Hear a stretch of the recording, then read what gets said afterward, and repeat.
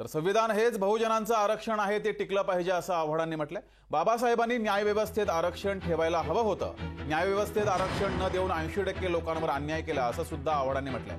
नागपुरात आमदार जितेंद्रराव आव्हाड यांनी हे वक्तव्य केलंय। कुणीही ओबीसींचं आरक्षण काढू शकत नाही असं सुद्धा आव्हाडांनी म्हटलंय। तर काही नेते आरक्षण जाणार अशी भीती दाखवतात असं सुद्धा त्यांनी म्हटलंय। बाबासाहेबांना मिठी मारायची असेल तर या जगात भारतातल्या प्रत्येक मानवाने मारावी।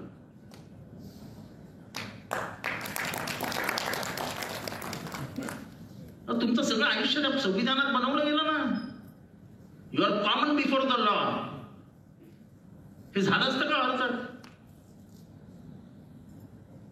आणि म्हणून मी म्हणतो की न्याय व्यवस्थेमध्ये आरक्षण न देऊन इथले 80% समाजावरती बाबासाहेबांनी अन्याय केला।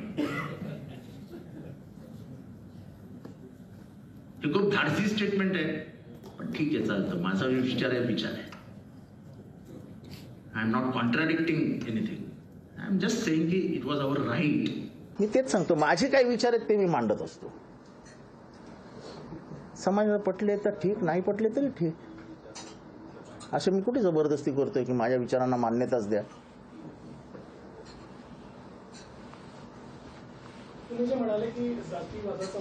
नाही, मी असं कुठेही म्हटलेलं नाही। तुम्ही ऑन रेकॉर्ड तपासून बघा, तुम्हीच होतात तिथे। न्यायालयाचे निर्णय, काही निर्णय असे असतात की त्याच्यातून स्मेल येतो, जातीचा स्मेल। मी असं म्हटलेलंच नाही। तुम्ही बोलला नाही, काढून बघा। लोकशाही मराठी ऐका, पहा, जागरूक रहा।